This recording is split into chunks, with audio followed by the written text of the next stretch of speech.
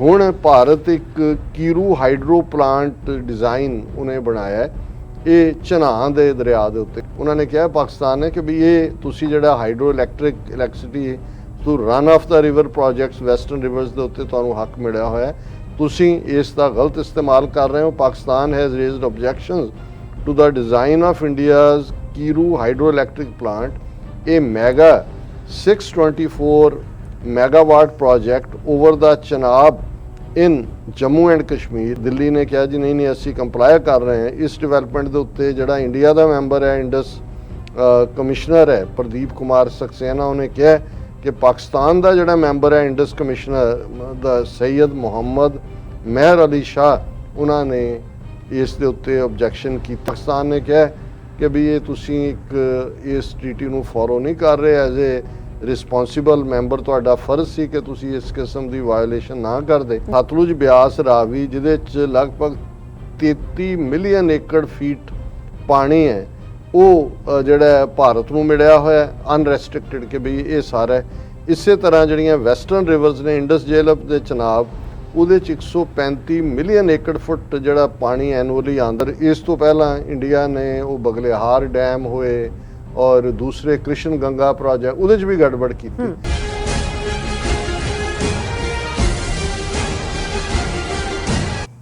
Viewers welcome back to programme. So ਵੀਰਸ ਹੁਣ ਆਪਾਂ ਗੱਲਬਾਤ ਕਰਨ ਜਾ ਰਹੇ ਹਾਂ ਕਿ ਭਾਰਤ ਵੱਲੋਂ ਪਾਕਿਸਤਾਨ ਤੇ ਦਬਾਅ ਬਣਾਉਣ ਲਈ ਇੰਡਸ ਵਾਟਰ ਟ੍ਰੀਟੀ ਦੀ ਉਲੰਘਣਾ ਕੀਤੀ ਜਾ ਰਹੀ ਹੈ।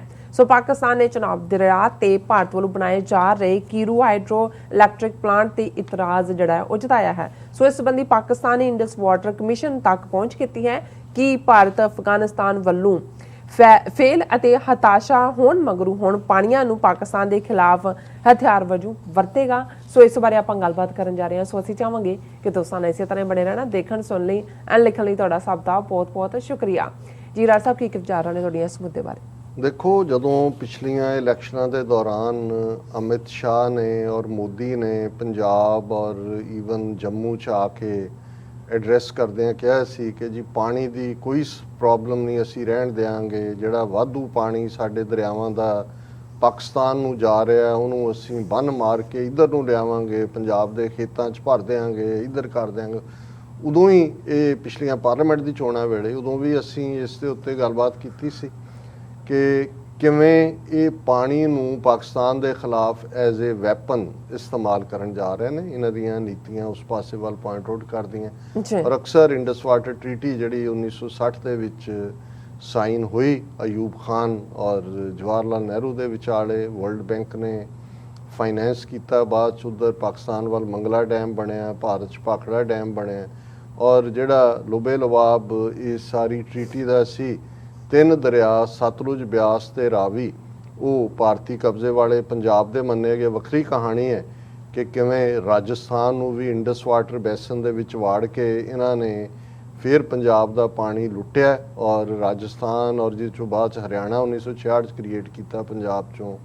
ਅੱਜ 3/4 ਪਾਣੀ 3/4 ਪੰਜਾਬ ਦਾ ਫ੍ਰੀ ਆਫ ਕਾਸਟ ਪਿਛਲੀ ਅੱਧੀ ਸਦੀ ਤੋਂ ਜ਼ਿਆਦਾ ਇਹਨੂੰ ਹਰਿਆਣਾ ਔਰ ਰਾਜਸਥਾਨ ਨੂੰ ਜਾ ਰਿਹਾ। ਇੱਕ ਵੱਖਰਾ ਹੀ ਡਿਸਕਸ਼ਨ ਹੈ ਅਕਸਰ ਅਸੀਂ ਵਾਟਰ ਇਸ਼ੂ ਦੇ ਉੱਤੇ ਕਿ ਕਿਵੇਂ ਪੰਜਾਬ ਨੂੰ ਜਦੋਂ ਅਸੀਂ ਸਿੱਖਾਂ ਦੇ ਜਾਂ ਪੰਜਾਬ ਦੇ ਇਕਨੋਮਿਕਲ ਜੈਨੋਸਾਈਡ ਦੀ ਗੱਲ ਕਰਦੇ ਹਾਂ ਇਹ ਜਿਹੜਾ ਇੱਕ ਵੱਡਾ ਪਾਰਟ ਹੈ। ਲੇਕਿਨ ਉਹ ਇਸ ਜਿਹੜੀ ਇੰਡਸ ਵਾਟਰ ਟ੍ਰੀਟੀ ਦੇ ਥੱਲੇ ਇਹੀ ਸੀ ਕਿ ਸਤਲੁਜ, ਬਿਆਸ ਤੇ ਰਾਵੀ ਇਹਨਾਂ ਤਿੰਨੋਂ ਹੀ ਦਰਿਆਵਾਂ ਦੇ ਉੱਤੇ ਅਪਰ ਰਾਈਪੇਰੀਅਨ ਤੇ ਲੋਅਰ ਇਹ ਟਰਮਸ ਇਹ ਹੁੰਦੀਆਂ ਨੇ ਕਿ ਜਦੋਂ ਦਰਿਆ ਗੁਜ਼ਰਦਾ ਹੈ, ਹੁਣ ਸਤਲੁਜ ਹੈ ਜਿਵੇਂ ਨਿਕਲਦਾ ਚੀਨ 'ਚੋਂ ਹੈ, ਤਿੱਬਤ 'ਚੋਂ ਔਰ ਹਿਮਾਚਲ ਰਾਹੀਂ ਪੰਜਾਬ 'ਚ ਆਉਂਦਾ ਹੈ, ਫਿਰ ਇੱਧਰੋਂ ਨਿਕਲ ਕੇ ਹੁਸ਼ਿਆਰਪੁਰ ਰਾਹੀਂ ਪਾਕਿਸਤਾਨ ਚਲਾ ਜਾਂਦਾ। ਔਰ 5 ਦਰਿਆਵਾਂ ਦਾ ਹੀ ਹੈ ਕਿ ਇੱਕ ਦੂਜੇ ਨਾਲ ਕਿੱਥੇ ਮਿਲਦੇ ਨੇ। ਤੀਜਾ ਇੱਕ ਫਿਰ ਪੰਚਨਦ ਦੀ ਥਾਂ ਤੇ ਇਵੇਂ ਇਹ 5 ਦਰਿਆਵਾਂ ਦੀ ਧਰਤੀ ਹੈ। ਸੋ ਜੇ ਉਹਦੇ ਰਸਤੇ ਦੇ ਉੱਤੇ ਸਤਲੁਜ ਤੋਂ ਸਤਲੁਜ ਨਿਕਲਿਆ ਤਿੱਬਤ 'ਚੋਂ ਹਿਮਾਚਲ, ਕਿਉਂਕਿ ਰਾਈਪੇਰੀਅਨ ਸਟੇਟ ਬਣ ਗਿਆ, ਉਹਦਾ ਵੀ ਉਹਦੇ 'ਤੇ ਹੱਕ ਬਣਦਾ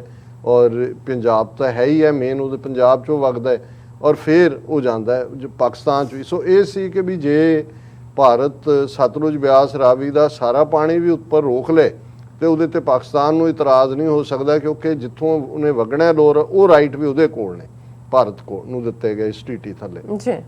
ਦੂਸਰੇ ਪਾਸੇ ਜਿਹੜੇ ਚਨਾਹ, ਜੇਹਲਮ ਤੇ ਇੰਡਸ ਦਰਿਆਏ ਸਿੰਧ ਜਿਹੜਾ ਬਹੁਤ ਵੱਡਾ ਦਰਿਆ ਹੈ, ਇਹ ਤਿੰਨੋਂ ਹੀ ਦਰਿਆ ਜਿਹੜੇ ਨੇ ਉਹਨਾਂ ਦੇ ਹੱਕ ਅਪਰ ਰਾਈਪੇਰੀਅਨ ਔਰ ਲੋਅਰ ਰਾਈਪੇਰੀਅਨ ਇਹ ਪਾਕਿਸਤਾਨ ਨੂੰ ਦਿੱਤੇ ਗਏ। ਇਹ ਇੱਕ ਬ੍ਰੌਡਰ ਜਿਹਾ ਕਾਨਸੈਪਟ ਸੀ ਔਰ ਉਹਦੇ 'ਚ ਇਹ ਆਇਆ ਕਿ ਭਾਈ ਇਹ ਇਸ ਸਾਰੇ 'ਚੋਂ ਜਿਹੜਾ ਪਾਣੀ ਹੈ ਉਹ ਜਿਵੇਂ ਜੇ ਹੁਣ ਚਨਾਬ ਔਰ ਜੇਹਲਮ ਭਾਰਤੀ ਕਬਜ਼ੇ ਵਾਲੇ ਕਸ਼ਮੀਰ 'ਚੋਂ ਗੁਜ਼ਰਦੇ ਸੀ ਥੋੜ੍ਹਾ, ਔਰ ਉਹਦੇ 'ਚ ਇਹ ਹੋਇਆ ਕਿ ਵੀ ਉਹਦੇ 'ਚ ਕੁਛ ਐਂਟਰੀਜ਼ ਕਿ ਵੀ ਉਹਦੇ 'ਚੋਂ ਪਾਵਰ ਜਨਰੇਟ ਕਰ ਸਕਦੇ ਨੇ ਥੋੜ੍ਹਾ ਉਹਨੂੰ, ਪਰ ਉਹਦੇ 'ਤੇ ਡੈਮ ਨਹੀਂ ਬਣਾ ਸਕਦੇ ਜਾਂ ਉਹਨੂੰ ਜਿਹੜਾ ਰੋਕ ਨਹੀਂ ਸਕਦੇ ਪਾਣੀ ਨੂੰ, ਉਹਨੂੰ ਡਾਈਵਰਟ ਨਹੀਂ ਕਰ ਸਕਦੇ ਹੁਣ। ਔਰ ਇਸ ਟ੍ਰੀਟੀ ਤੋਂ ਬਾਅਦ ਇੱਕ ਪ੍ਰੋਪਰ ਕਮਿਸ਼ਨ ਹੋਣ ਦੇ ਵਿੱਚ ਲਿਆਂਦਾ ਗਿਆ ਇੰਡਸ ਵਾਟਰ ਟ੍ਰੀਟੀ ਟ੍ਰਿਬਿਊਨਲ ਜਿਹਨੂੰ ਕਹਿੰਦੇ ਨੇ, ਜਿਹਦੇ ਪੱਕੇ ਮੈਂਬਰ ਰੈਗੂਲਰ ਨੇ, ਉਹਨਾਂ ਦੀਆਂ ਹੁਣ ਵੀ ਜਿਹੜੀਆਂ ਨੇ ਉਹ ਮੀਟਿੰਗਸ ਹੁੰਦੀਆਂ ਨੇ।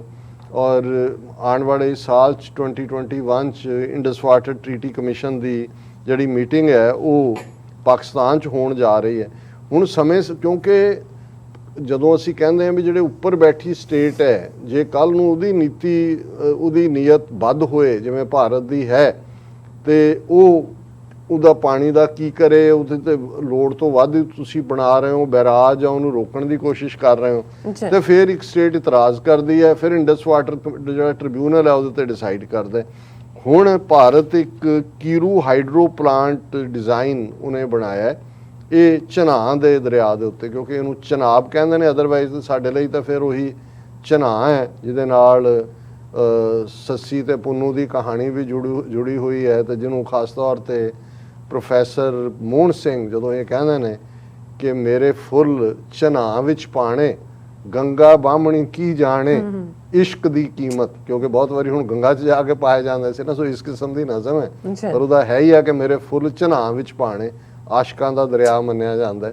ਪਰ ਇਹ ਕਿਉਂਕਿ ਇਧਰੋਂ ਇਹਨਾਂ ਦੇ ਕੰਟਰੋਲ 'ਚ ਹੈ ਭਾਰਤੀ ਕਬਜ਼ੇ ਵਾਲੇ ਕਸ਼ਮੀਰ 'ਚੋਂ, ਔਰ ਇਹ ਹੁਣ ਇੱਕ ਕੀਰੂ ਹਾਈਡਰੋ ਪਲਾਂਟ ਡਿਜ਼ਾਈਨ ਇਹਨਾਂ ਨੇ ਕੀਤਾ ਹੈ। ਔਰ ਕਿਉਂਕਿ ਮੈਂ ਇਹ ਕਿਹਾ ਵੀ ਹੁਣ ਅਫਗਾਨਿਸਤਾਨ ਇੰਨਾ ਹਾਵੀ ਹੈ, ਇਹ ਖਬਰ ਸਾਰੇ ਮੀਡੀਆ 'ਚ ਹੀ ਆਈ ਹੈ, ਲੇਕਿਨ ਕਿਤੇ ਡਿਸਕਸ ਨਹੀਂ ਹੋਈ। ਅਗਸਤ ਦੇ ਪਿਛਲੇ ਦਿਨਾਂ ਦੀ ਡੇਟ ਲਾਈਨ ਹੈ ਕਿ Pakistan objects to Kiru hydro plant design, India says it is compliant with Indus treaty. ਉਹਨਾਂ ਨੇ ਕਿਹਾ ਪਾਕਿਸਤਾਨ ਨੇ ਕਿ ਵੀ ਇਹ ਤੁਸੀਂ ਜਿਹੜਾ hydro electricity to run of the river projects western rivers ਦੇ ਉੱਤੇ ਤੁਹਾਨੂੰ ਹੱਕ ਮਿਲਿਆ ਹੋਇਆ, ਤੁਸੀਂ ਇਸ ਦਾ ਗਲਤ ਇਸਤੇਮਾਲ ਕਰ ਰਹੇ ਹੋ। Pakistan has raised objections to the design of India's Kiru hydroelectric plant, ਇਹ mega 624 megawatt project over the Chenab in Jammu and Kashmir, ਪਰ ਦਿੱਲੀ ਨੇ ਕਿਹਾ ਜੀ ਨਹੀਂ ਅਸੀਂ ਕੰਪਲਾਈ ਕਰ ਰਹੇ ਹਾਂ। ਇਸ ਡਿਵੈਲਪਮੈਂਟ ਦੇ ਉੱਤੇ ਜਿਹੜਾ ਇੰਡੀਆ ਦਾ ਮੈਂਬਰ ਹੈ ਇੰਡਸ ਕਮਿਸ਼ਨਰ ਹੈ ਪ੍ਰਦੀਪ ਕੁਮਾਰ ਸਕਸੇਨਾ, ਉਹਨੇ ਕਿਹਾ ਕਿ ਪਾਕਿਸਤਾਨ ਦਾ ਜਿਹੜਾ ਮੈਂਬਰ ਹੈ ਇੰਡਸ ਕਮਿਸ਼ਨਰ ਦਾ ਸੈਯਦ ਮੁਹੰਮਦ ਮਹਿਰ ਅਲੀ ਸ਼ਾਹ, ਉਹਨਾਂ ਨੇ ਇਸ ਦੇ ਉੱਤੇ ਆਬਜੈਕਸ਼ਨ ਕੀਤਾ ਔਰ ਉਹ ਕਹਿ ਰਹੇ ਨੇ ਜੀ ਨਹੀਂ ਇਹ ਬਿਲਕੁਲ ਉਹਦੇ ਮੁਤਾਬਕ ਹੈ। ਹੁਣ ਇਹ ਜਿਹੜੀ ਮੀਟਿੰਗ ਹੈ, Pakistan's objections on this project may come up for discussions in the next meeting of Permanent Indus Commission scheduled this year in Pakistan. In the forthcoming meeting, Indian side will explain its position. और उन्होंने कहा जी साडा ये है, लेकिन पाकिस्तान ने कहा कि भी ये तुसी एक इस ट्रीटी नू फॉलो नहीं कर रहे, एज ए रिस्पॉन्सिबल मैंबर ਤੁਹਾਡਾ ਫਰਜ਼ ਸੀ ਕਿ ਤੁਸੀਂ ਇਸ ਕਿਸਮ ਦੀ ਵਾਇਓਲੇਸ਼ਨ ਨਾ ਕਰਦੇ। ਔਰ ਜਿਵੇਂ ਇੰਡਸ ਵਾਟਰ ਟ੍ਰੀਟੀ ਦਾ ਮੈਂ ਜ਼ਿਕਰ ਕੀਤਾ 1960 ਸਾਈਨ ਹੋਈ, ਔਰ ਉਹਦੇ 'ਚ ਇਹ ਹੈ ਕਿ ਸਤਲੁਜ ਬਿਆਸ ਰਾਵੀ ਜਿਹਦੇ 'ਚ ਲਗਭਗ 33 ਮਿਲੀਅਨ ਏਕੜ ਫੀਟ ਪਾਣੀ ਹੈ, ਉਹ ਜਿਹੜਾ ਭਾਰਤ ਨੂੰ ਮਿਲਿਆ ਹੋਇਆ ਅਨਰੈਸਟ੍ਰਿਕਟਿਡ ਕਿ ਵੀ ਇਹ ਸਾਰਾ। ਇਸੇ ਤਰ੍ਹਾਂ ਜਿਹੜੀਆਂ ਵੈਸਟਰਨ ਰਿਵਰਸ ਨੇ ਇੰਡਸ ਜੇਹਲਮ ਦੇ ਚਨਾਬ, ਉਹਦੇ 'ਚ 135 ਮਿਲੀਅਨ ਏਕੜ ਫੁੱਟ ਜਿਹੜਾ ਪਾਣੀ ਐਨੂਅਲੀ ਆਉਂਦਾ। ਹੁਣ ਤਾਂ ਹਾਲਾਂ ਬਦਲ ਵੀ ਰਿਹਾ ਹੈ, ਬਹੁਤ ਸਾਰਾ ਜਿਹੜਾ ਗਰਮੀਆਂ 'ਚ ਆ ਜਾਂਦਾ, ਵੱਧ ਜਾਂਦਾ, ਕੋਈ ਘਟਿਆ ਹੋਇਆ। ਔਰ ਇਹ ਜਿਹੜਾ ਇਹਦੇ 'ਚ ਜਿਹੜਾ ਟ੍ਰੀਟੀ ਸੀ, India has been given the right to generate hydro electricity through run of the river projects. Run ਹੈ, ਤੁਸੀਂ ਉਹਨੂੰ ਲੰਬਾ ਵਕਤ ਰੋਕ ਨਹੀਂ ਸਕਦੇ। ਔਰ ਇਹ ਨਾਲ ਦੀ ਨਾਲ ਉਹਨਾਂ ਨੇ ਪਾਕਿਸਤਾਨ ਨੂੰ ਵੀ ਇਹ ਹੱਕ ਦਿੱਤਾ ਕਿ ਵੀ ਜੇ ਇੰਡੀਆ ਦੇ ਹਾਈਡਰੋ ਇਲੈਕਟ੍ਰਿਕ ਪ੍ਰੋਜੈਕਟ ਜਿਹੜੇ ਵੈਸਟਰਨ ਰਿਵਰਸ ਦੇ ਨੇ ਉਹਨਾਂ ਨੂੰ ਲੱਗਦਾ ਹੈ ਕਿ ਕੋਈ ਵਾਇਓਲੇਸ਼ਨ ਹੈ ਤਾਂ ਉਹ ਆਬਜੈਕਟ ਕਰ ਸਕਦੇ ਨੇ। ਔਰ ਇਸ ਤੋਂ ਪਹਿਲਾਂ ਇੰਡੀਆ ਨੇ ਉਹ ਬਗਲਿਹਾਰ ਡੈਮ ਹੋਏ ਔਰ ਦੂਸਰੇ ਕ੍ਰਿਸ਼ਨ ਗੰਗਾ ਪ੍ਰੋਜੈਕਟ, ਉਹਦੇ 'ਚ ਵੀ ਗੜਬੜ ਕੀਤੀ ਔਰ ਇੱਕ ਸਟੇਜ ਤੇ ਕੰਪਲੇਨ ਅੱਪਰ ਲੈਵਲ ਤੱਕ ਗਈ। ਪਰ ਇੰਡੀਆ ਇਸ ਵੇਲੇ ਜਿਹੜਾ ਉਹ ਕਿਤੇ ਨਾ ਕਿਤੇ ਆਪਣਾ ਉਹ ਬਣਾ ਰਹਿੰਦਾ ਹਾਲਾਤ। ਔਰ ਇਸੇ ਤਰ੍ਹਾਂ ਉਹਨਾਂ ਨੇ ਜਿਹੜਾ ਪਕਾਲ ਡਲ ਤੇ ਲੋਅਰ ਕਾਲਨਜ ਹਾਈਡਰੋ ਪਾਵਰ ਪ੍ਰੋਜੈਕਟ ਨੇ ਜੰਮੂ ਕਸ਼ਮੀਰ 'ਚ, ਇਹਦੇ ਤੇ ਵੀ ਪਾਕਿਸਤਾਨ ਨੇ ਇਤਰਾਜ਼ ਰੱਖੇ ਨੇ। ਔਰ ਉਹਨਾਂ ਨੇ ਇਸ ਦੇ ਉੱਤੇ ਜਿਹੜੀ ਵੀ ਮੀਟਿੰਗ ਹੁਣ ਹੋਏਗੀ ਪਾਕਿਸਤਾਨ ਦੇ ਵਿੱਚ ਇੰਡਸ ਵਾਟਰ ਟ੍ਰਿਬਿਊਨਲ ਦੀ, ਉਸ ਦੇ ਵਿੱਚ ਇਹਨਾਂ ਨੂੰ ਵਿਚਾਰਿਆ ਜਾਏਗਾ। ਪਰ ਮੇਰਾ ਇਹ ਪੱਕਾ ਖਿਆਲ ਹੈ ਕਿ ਵੀ ਇਧਰੋਂ ਜਦੋਂ ਅਫਗਾਨਿਸਤਾਨ 'ਚ ਇਹਨਾਂ ਦੇ ਹੱਥ ਪੱਲੇ ਕੁਛ ਨਹੀਂ ਰਿਹਾ, ਕਿਉਂਕਿ ਇਹਨਾਂ ਨੇ ਟਿਲ ਲਾਇਆ, ਕਿੰਨੀ ਇਨਵੈਸਟਮੈਂਟ ਕੀਤੀ, ਕਿਸ ਲੈਵਲ ਦੀ ਦਖਲ ਅੰਦਾਜ਼ੀ ਸੀ। ਇਕੱਲਾ ਇਹੀ ਨਹੀਂ ਕਿ ਜੀ ਹੁਣ ਤਾਂ ਉਹ ਆਪ ਕਹਿੰਦੇ ਨੇ ਕਿ 500 ਪ੍ਰੋਜੈਕਟਸ ਦੇ ਵਿੱਚ ਇੰਡੀਆ ਦੀ ਹੈਵੀ ਇਨਵੈਸਟਮੈਂਟ ਸੀ, ਉਹਨਾਂ 'ਚੋਂ ਤੁਸੀਂ ਇਹ ਤਾਂ ਨੋਨ ਨੇ, ਅਦਰਵਾਈਜ਼ ਕੀ ਔਰ ਕਿਸ ਹੱਦ ਤੱਕ ਇਨਫੈਕਟ ਅਫਗਾਨਿਸਤਾਨ ਨੂੰ ਚਲਾਈ ਇੰਡੀਆ ਰਿਹਾ ਸੀ ਅਸ਼ਰਫ ਗਨੀ ਹਕੂਮਤ ਨੂੰ, ਜਿਵੇਂ ਭੂਟਾਨ ਨੂੰ ਇਹ ਚਲਾਉਂਦੇ ਨੇ। ਲੇਕਿਨ ਉਹਦੇ 'ਚੋਂ ਬਿਲਕੁਲ ਹੀ ਮੱਖਣ 'ਚੋਂ ਵਾਲਵਾਂ ਕੱਢ ਕੇ ਬਾਹਰ ਹੋ ਗਏ ਤੇ ਪਾਕਿਸਤਾਨ ਦੇ ਕੋਲ ਸਟ੍ਰੈਟੇਜਿਕ ਐਡਵਾਂਟੇਜ ਵੀ ਆਈ, ਗੇਟਵੇ ਤਾਂ ਪਹਿਲਾਂ ਹੀ ਸੀ, ਉਹਦੇ 'ਚੋਂ ਸਟਰੋਂਗ ਹੋ ਕੇ ਨਿਕਲਿਆ। ਤੇ ਹੁਣ ਜੇ ਪਾਕਿਸਤਾਨ ਨੂੰ ਘੇਰਨਾ ਹੈ ਤੇ ਕੀ ਬਚਿਆ?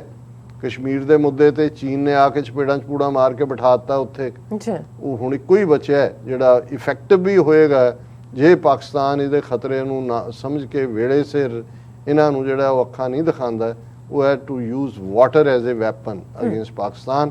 ਉਹ ਉਹਨਾਂ ਦੀ ਜਿਹੜੀ ਹੈ ਉਹ ਚੋਕਿੰਗ ਕਰ ਸਕਦੇ ਨੇ ਔਰ ਇਹਦੇ ਬਾਰੇ ਪਾਕਿਸਤਾਨ ਨੂੰ ਬਿਲਕੁਲ ਕਲੀਅਰ ਕਰ ਦੇਣਾ ਚਾਹੀਦਾ ਹੈ ਕਿ ਭਾਈ ਇਹ ਗੱਲ ਜੇ ਇੱਥੋਂ ਤੱਕ ਜਾਏਗੀ ਤੇ ਫਿਰ ਜਿਹੜਾ ਇਹਦੇ ਨਤੀਜੇ ਭੁਗਤਣ ਦੇ ਲਈ ਤਿਆਰ ਰਹਿਣਾ। ਪਰ ਮੈਨੂੰ ਇਹ ਲੱਗਦਾ ਵੀ ਪਾਕਿਸਤਾਨ 'ਚ ਇਸ ਲੈਵਲ ਦੇ ਹੋਰ ਹੀ ਪਾਸੇ ਫਸੇ ਹੋਏ ਨੇ, ਇਸ ਨੂੰ ਕਦੇ ਵੀ ਜਿਹੜਾ ਕੋਈ ਬਹੁਤ ਸਿਆਣਪ ਦੇ ਨਾਲ ਇਹਨਾਂ ਨੇ ਹੈਂਡਲ ਨਹੀਂ ਕੀਤਾ। ਨਾ ਹੀ ਇੰਟਰਨੈਸ਼ਨਲ ਕੋਰਟ ਆਫ ਜਸਟਿਸ ਦੇ ਵਿੱਚ ਕੁਲਭੂਸ਼ਣ ਯਾਦਵ ਦੇ ਮੁੱਦੇ ਤੇ ਵੀ ਲੈਪਸ ਹੋਇਆ। ਪਰ ਮੈਨੂੰ ਲੱਗਦਾ ਵੀ ਇਹ ਇੰਡਸ ਵਾਟਰ ਇਹਨਾਂ ਦੇ ਕਮਿਸ਼ਨਰ ਜਾਂ ਦੂਜੇ ਕਿੰਨੀ ਕੁ ਮਿਹਨਤ ਕਰਦੇ ਨੇ, ਕੀ ਨੇ, ਕਈ ਵਾਰੀ ਉਹ ਬਾਬੂਪਣਾ ਹੀ ਆ ਜਾਂਦਾ।